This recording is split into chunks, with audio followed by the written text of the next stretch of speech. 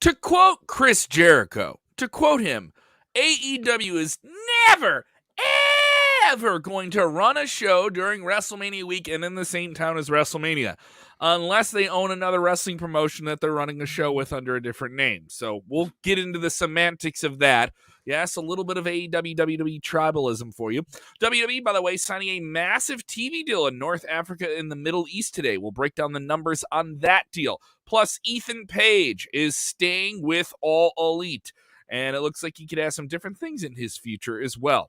Plus, what is the latest on Gable Steveson? He is the hot prospect taken from the world of freestyle wrestling, an Olympic gold medalist, recently won the national championship at the collegiate level. What is his status with WWE? And WWE WrestleMania is going to the movies. Share the... Watch out, watch out, watch out, watch out!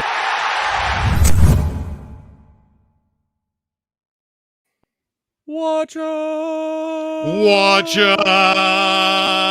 Watch out! Oh. We have to work on that. A little bit of a delay. What's up, everybody? I am Kellam. That is Jose G. In the state that is shaped like a certain part of the male anatomy. In Nebraska, if he asks you, that is Jeremy Bennett. Ready to buzzkill something, Jeremy? Ready? You got your trigger finger ready to just shoot? Shoot the joy out of the air, like buzzkill the show that was already scheduled before Tony Khan bought the company. Yeah, we'll get into it. We were arguing before the show started. Don't worry. Yeah, I had to separate you guys. No. I'm like, save it for the show. Save it for the show because we want. It wasn't much of an argument because Kevin was just wrong. So. Oh, you son of a bitch! Ding, ding, ding, ding, ding. I've got some buzzkill. Oh, he's got some buzzkills for him. Don't worry, we're gonna tramp stamp on your back before the end of the show. I'll be right back. I'm gonna go grab my soundboard because this is just too good. I'll be right back. Continue with the news. I'm gonna put the other frame on you guys because I'll be right back. I'll be back in like. A little bit of a programming update. If you're watching us for the first time, yes, we have a lot of news coming up here about WrestleMania on this episode, a possible WrestleMania debut. Do not go anywhere. But if you're watching right now, how come you haven't hit the like button? Go ahead and do that and jump into the comments below. Even if you're watching on demand, if you're with us on the podcast side of things, thank you so much. Putting us in the top 100 wrestling podcasts on the Apple Podcast chart in the United States and Great Britain this week. We're very, very appreciative. Also, we got some tremendous news about Sportskeeda.com and its recent success on the internet. We're very, very thankful, especially ahead of WrestleMania. A lot of great content coming up for you guys before WrestleMania, including our big WrestleMania Trivia Showdown this Sunday. We'll tell you more about that. But let's get to the news you're tuning in for. What is going on with AEW? Since they purchased Ring of Honor, let me be specific, Tony Khan has purchased Ring of Honor. He owns it individually. It is technically under the AEW umbrella. And what is that going to look like? We're now seeing the card come together for Ring of Honor's 15th annual Super Card of Honor. This will stream on Fight.tv on worldwide streaming pay-per-view for about $20. And you will have this with a 30. big dream match on it with FTR versus Briscoe Brothers and Jay Lethal, who's now with AEW, but obviously was a long-time featured star for Ring of Honor. A lot of big matches on that show. Anthony Gresham taking on Bandito as well for the Ring of Honor World title. Ring of Honor Revive brand. Tony Khan kind of clarifying the status of Ring of Honor and how it will play into All Elite Wrestling. But he's also said they're never going to see AEW shows running during WrestleMania weekend. This is a sentiment that AEW has stated before, right, Jeremy? When Cody Rhodes was with the company, this is something he said a couple of times. I assume every year WrestleMania comes up, we see so many non-WWE shows go wherever WrestleMania is, for lack of a better phrase, piggyback on it, make a lot of money. This is the biggest weekend for independent wrestling. Yeah, and I think that's a big reason why, is because a lot of these guys can work a lot of different places. Like FTR is doing a lot of independent stuff this year.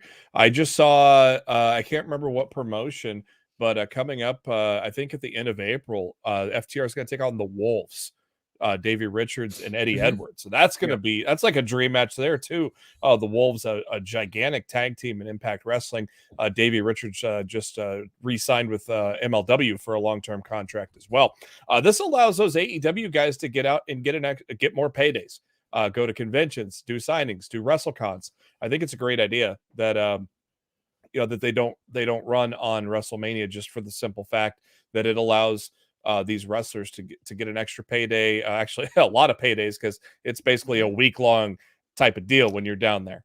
it's a big economy for not only the indie stars, but like Impact and New Japan. Like these guys run shows during that week, and that's that big money maker. I mean, I remember back in 2020 here in Orlando, or even just here in Orlando, a lot of the promotions that were going to be running shows in Tampa when it was supposed to be in Tampa, everything just got shut down. So this is a big lifeline for the smaller shows in that area. But I just find it kind of preposterous where Tony Khan's like, we'll never do an AEW that's show. That's the part that drives me kind of. Well, you can't count Ring of Honor. This has always been a staple of WrestleMania weekend for Ring of Honor. For Ring of Honor, it is. But exactly. You own it. Everyone knows what you're doing. You're booking it. You're the booker. He'll load some AEW talent in. So to say that but AEW this show isn't going to run a show, but we'll send Ring of Honor there, it's just a cop out. This show has always been there. It's not like he just added this thing. I went to Supercard of Honor when it was in Dallas before. Tremendous main event.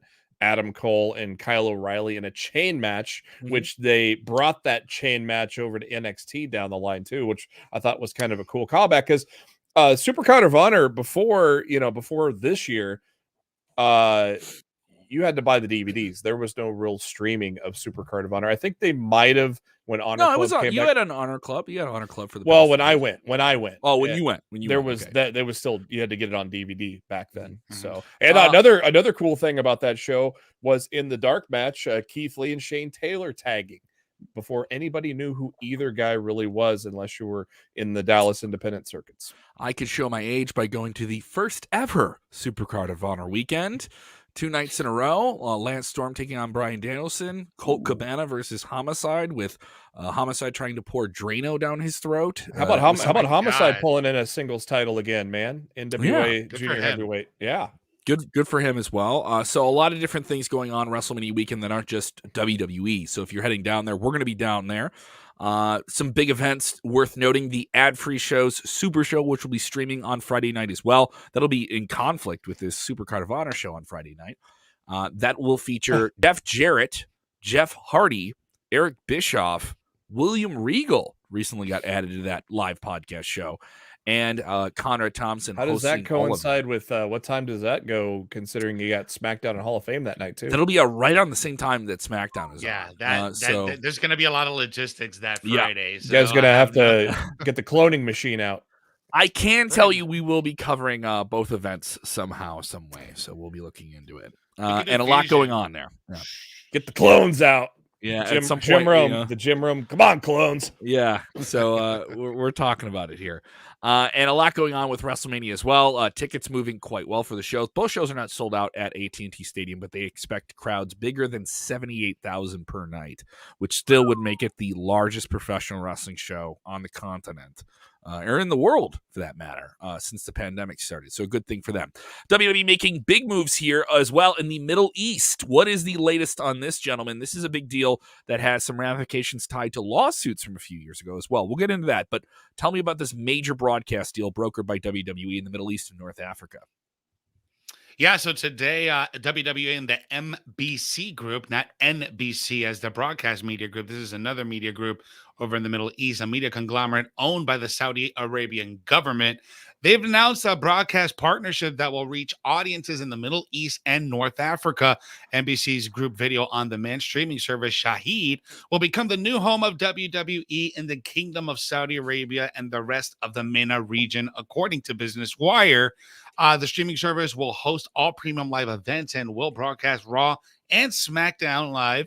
The full press release, and you guys can read it over there on Business Wire. But yeah, this is a big deal because now they're tapping into an even bigger audience in that side of the world. And that side of the world loves their wrestling, man. If India is one of the biggest consumers of WWE in that region, I can only imagine the other that other region that now is going to get even more exposure to the product. It is a massive streaming deal, this NBC deal. To put this in perspective for fans in the United States and the English-speaking world, why is this a big deal? They've been working on getting a deal like this in that region for some time. In terms of non-Netflix, non-HBO, non-Peacock streaming services, Shahid is one of the biggest in the world. It has 27 million subscribers. And actually, it's one of the first subscription streaming services you could get. It started in 2008, so they were really, really ahead of the curve on this. So it has a really established a subscription base. This will give access in that region of the world to everything live.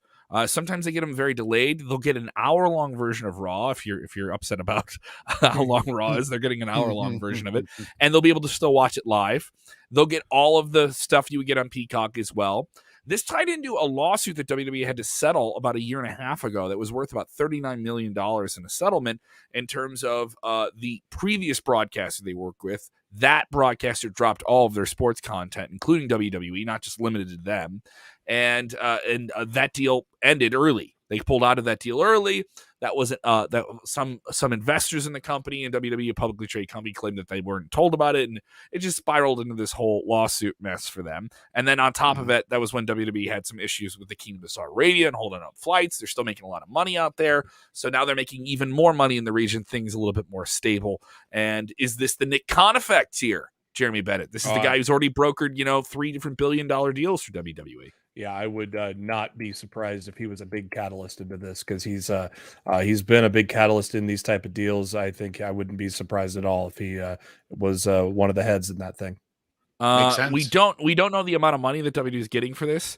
There were some confirmed reports I've heard from WrestleNomics that saying that WWE wanted around $80 million, but they were counter-offered with like $14 million. So there's a wide range of money. I can guarantee you they are not getting this money for $14 million. You're not getting the WWE network after they sign those billion-dollar deals for $14 million. I would say they probably got something closer to the $80 million, maybe less. Who knows? It is a regional deal, and then you're in some various different markets. Obviously, you're playing in the big cities if you're out there too. So does this mean WWE does more in North Africa and more in the Middle East than just Saudi Arabia? What do you guys think of that? Do they go somewhere else besides Saudi Arabia? Or are they kind of exclusive to the kingdom out there?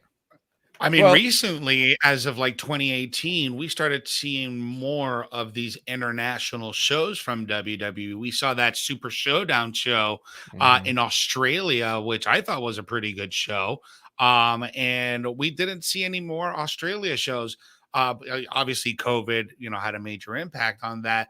But I wonder now with this new deal, even though that's such a hot area, right? Depending on what country you want to do business with, it's such a hot area. Saudi Arabia is already a hot area as it is.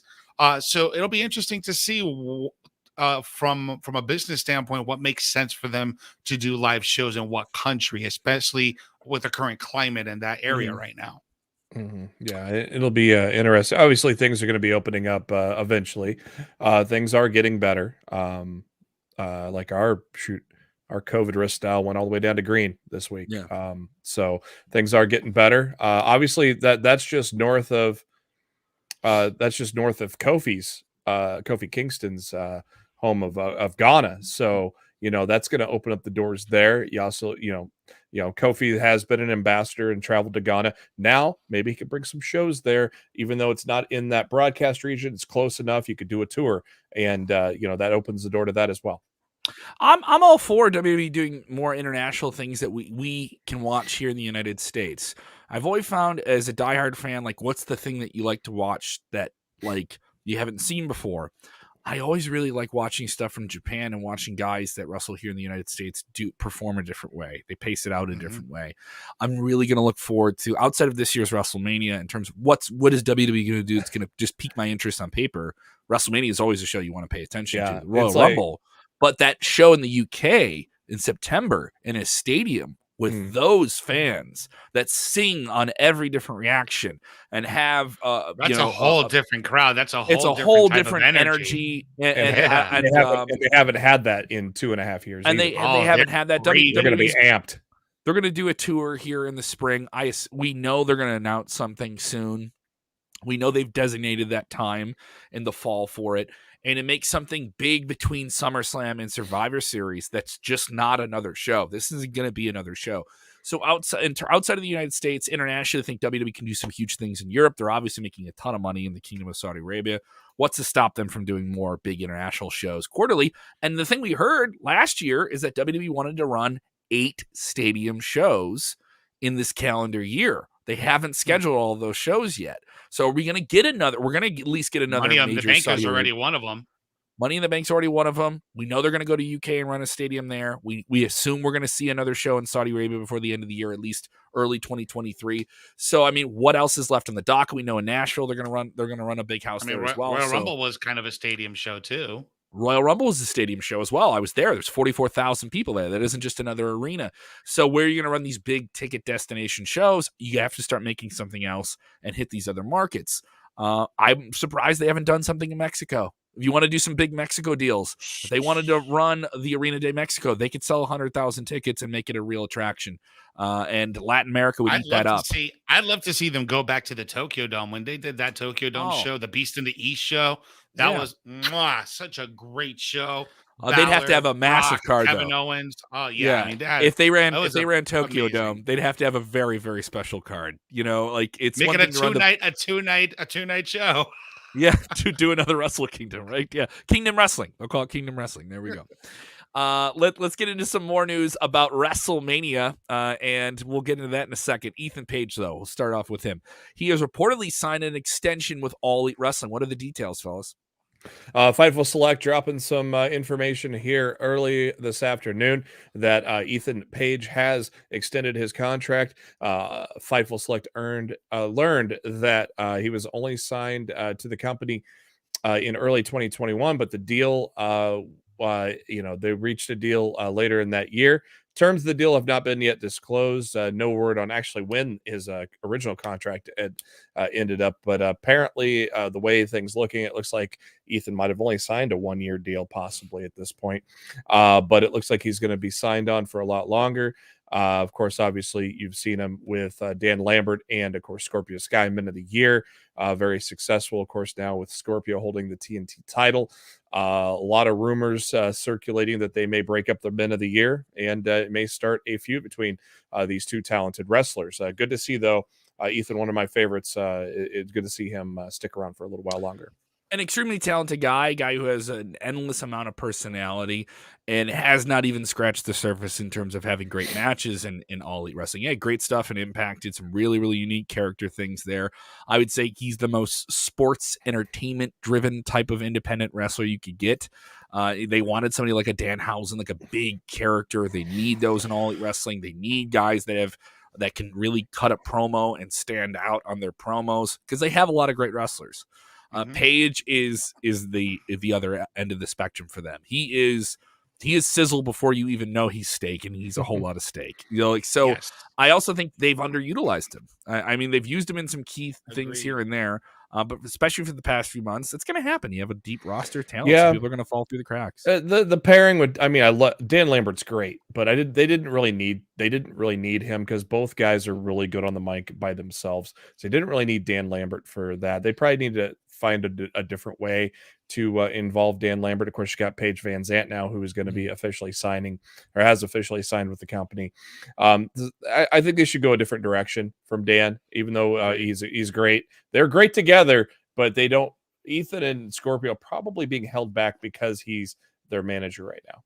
That's interesting that you say that, Jeremy. But I think you're hitting that right on the nail, Jeremy. Just because when I'm looking and I'm not really so much analyzing, I'm just kind of consuming and just digesting the promos that each of the guys put out. Right? Yeah. Ethan Page is the type of guy that you really want to pay attention to because he's really good and not only on the mic, he's really great in the ring, and he has a superstar quality. He has something that not a lot of people have in AEW, in my opinion. But like this is a guy that could be on that upper echelon. And I think being paired with Dan right now is kind of hindering him. And same goes for Scorpio Sky. Scorpio Sky is doing a great job right now as TNT champion. But again, I think he could be doing way more with nobody behind him. Just let him run by himself.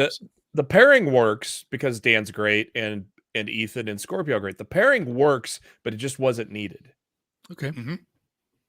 But I mean, it's good that All Elite Wrestling is making moves to shore up people and not let them get into free agency. There's some people they want to lock down. So you want to stay competitive, you got to do it. And it's amazing how Ethan Page in NXT would be pretty tremendous. I'm not gonna deny it. If I was over there, I'd want to scoop him up if I could. Yeah, that'd be a void that's going to be that needs to be filled when LA Knight goes to the main roster. Yeah, after WrestleMania. So, and it's amazing. You had one of the best tag teams out there in Impact Wrestling in the North, and just look at what both guys have done since that split, and both have become top guys in 2021 and 2022. Big news here about WrestleMania. We'll get into it in a second. I know we're teasing it. It is an interesting little twist here with WrestleMania. Do want to talk about this, though. Gable Steveson.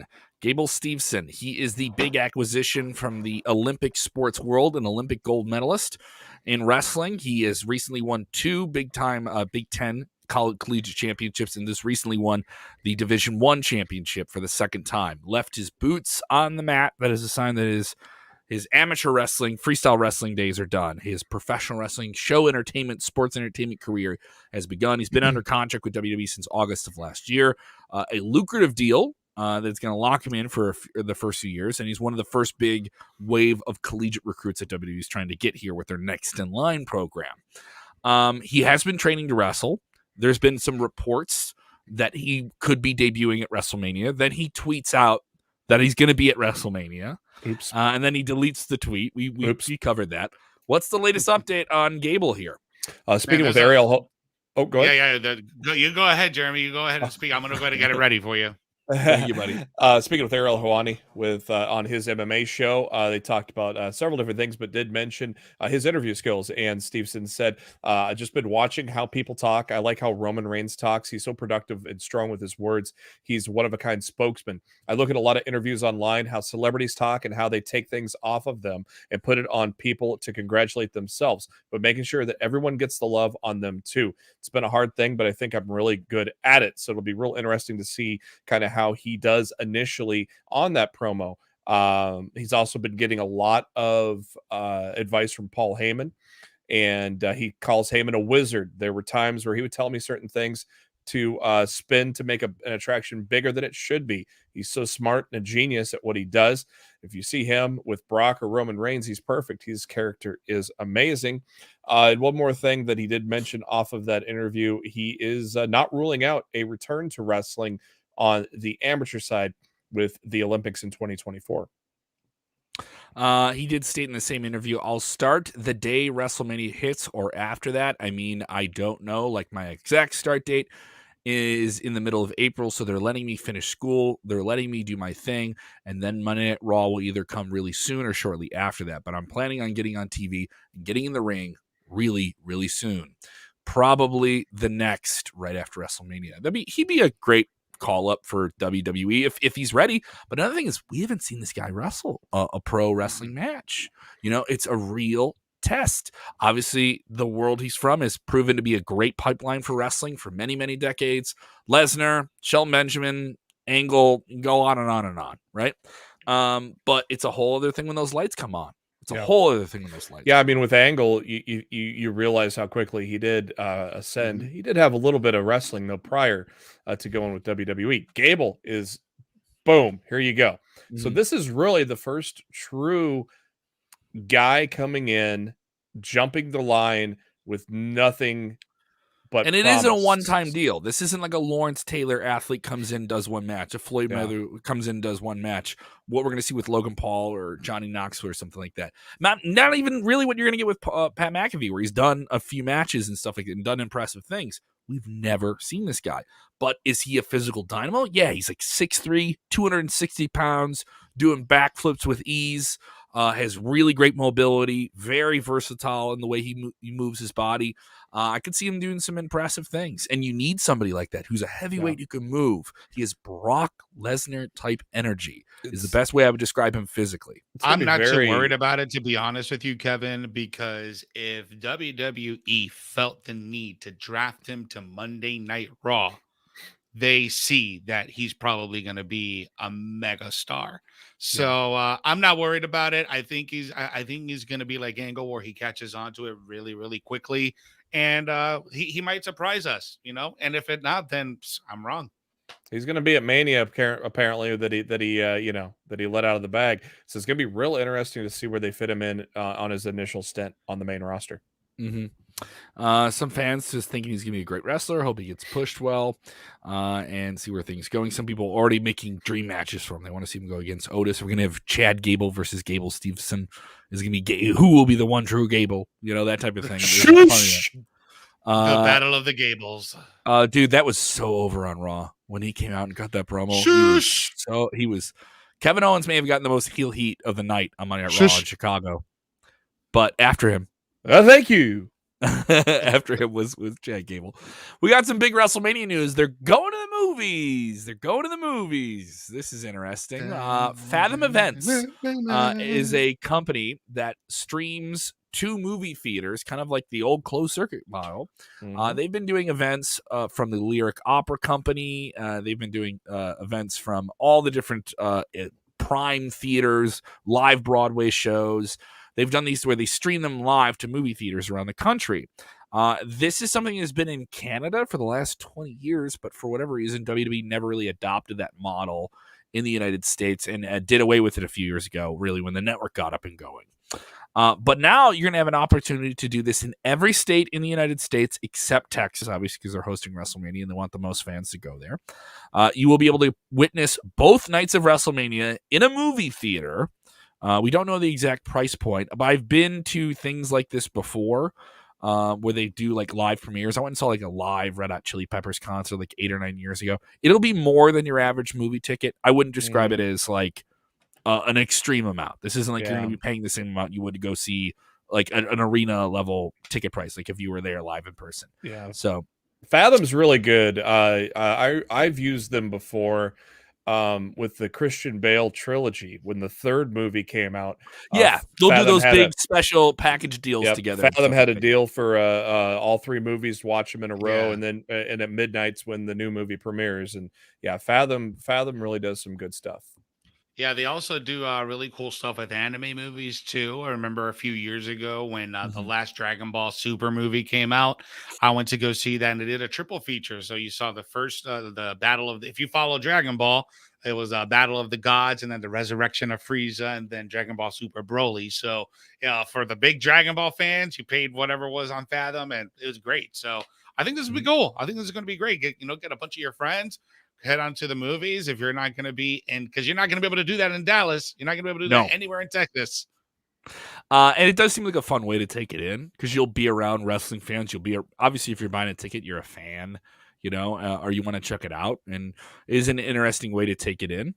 Of course, you can always check it out on Peacock. Not too bad to do that either.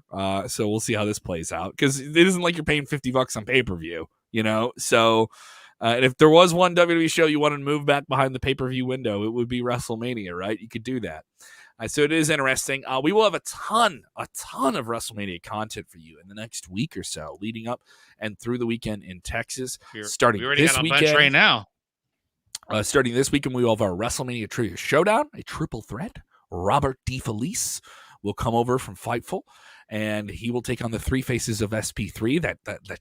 Those cheating shenanigans. From SP3, he took 3 different roles to win our recent Trivia Rumble. And he'll take on Rick Uccipo, as he's been called by some people. The reigning Kenny Bolin. Kenny Bolin is dubbed Rick Uccipo. Yes, the reigning defending Sportskeeda trivia champion. Ducking. Oh, sorry. Yes, the ducking champion. Yes, we will get into that. Sid will say that he's been ducking him for months. We will stream that Sunday afternoon, right around 1 p.m. Eastern, 12 p.m. Central. You'll be able to get that on demand. Very, very fun thing. Also, over on our Instagram channel and our Twitter, we've just dropped Mania Minutes, which are just like individual 60-second trivia challenges with Jose and I. Those have been really, really fun. We're gonna have more of those leading up to WrestleMania, so keep an eye out. About to drop a few with Jeremy. We got Jeremy in the mix too now. And the non WWE side of things, so much going on with GCW. Gringo Loco, who will be presenting the World on Lucha show, one of the best luchador wrestlers in the world. I had the fortunate opportunity of taping an interview with him. That'll be coming out. I also just taped an interview with several WWE writers, people that were in the writers' room with WWE, who revealed many, many, many cool things to me. This is a must-see interview. You are going to want to see this. So many cool stories about the process of putting stories on television that you get so angry about. Well, you get some insight about that process and how challenging it can be. And yes, the people that it is challenging to work with. You'll hear about all of them in very, very transparent detail. Speaking of Gringo Loco, Ninja Mac is going to be just added to Supercard of Honor. Ninja Mac, if you've not seen GCW, this dude he's like Reggie on steroids, but actually fights. Oh my God. Dude is the Ninja Mac is an amazing talent with GCW. So good. I'm glad to see that he's going to be on the Supercard of Honor. We're getting a question about NXT Stand and Deliver. That card has really come together. We'll get more into that in the weeks in the week here ahead. That show will air at 12 p.m. local time from Texas. By the way, people asking what time that show is going to stream. Early. That'll be early. That'll be on Saturday, April 2nd, so a few hours before night one of WrestleMania. Yeah, we'll have two post shows that day. I'll be busy. Yeah, we will be very, very busy. Dolph Ziggler defending the NXT Championship against Braun Breaker on that show is the main event. Io Shirai, Kaylee Ray will be challenging for Mandy Rose along with Cora Jade for the NXT Women's Championship. They've also added Gunther, the formerly known as Walter, taking on LA Knight. Let's talk about the chop. Let's talk about the chop. Heard around that sounded like a damn gunshot. Man, I don't know which one's worse, the one that he did on Ilya Dragunov or the one he did last night on Duke Hudson. Good Lord. He slapped the soul out of him. That sounded like a gunshot. Ricky is asking where are these interviews that we have coming up, where are they airing? Well, they're not out yet. They're going to be on our YouTube channel, and they're going to be on our podcast channel. We're going to have those up there as well. So keep an eye out for them. Guys. Yeah, a lot of stuff coming down. There may be a day next week with the week of WrestleMania where we have a travel day. So we may have a day where we lean on the interview with what's going on. But these will be coming out the week of WrestleMania, and they'll be very, very awesome. And if you haven't done so, follow Sportskeeda on all the different apps. SK Wrestling _ on Twitter, now verified. Yeah. Follow us on Instagram. We're now on TikTok. And also check out our side channel as well, Wrestle Binge, which is up on YouTube as well, which is our listicle channel. I just did a great top 5 on the things that tested WWE's PG limits. And to all of you guys that are watching right now, if you guys got Instagram, go ahead and give me a follow on my Instagram, because come Mania week, I'm going to be putting up a lot of stories. I'm going to be going live on there. So this is going to be non-SK content. This is going to be my stuff, my journey, my experience through Mania. So go ahead and give me a follow so you guys kind of get like that bird's eye view of what WrestleMania weekend's going to be like. So you'll see backstage stuff with Kevin. So go ahead and give me a follow on Instagram. You want to see what we're like drinking at 1 a.m.?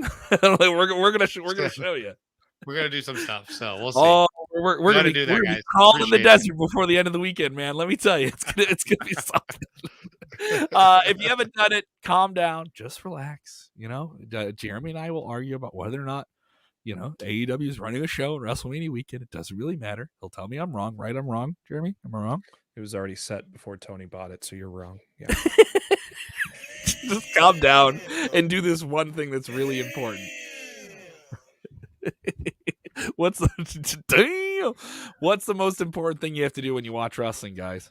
You gotta enjoy it. Enjoy wrestling. Yeah. Talk to them. Bring it, go. Watch out, watch out,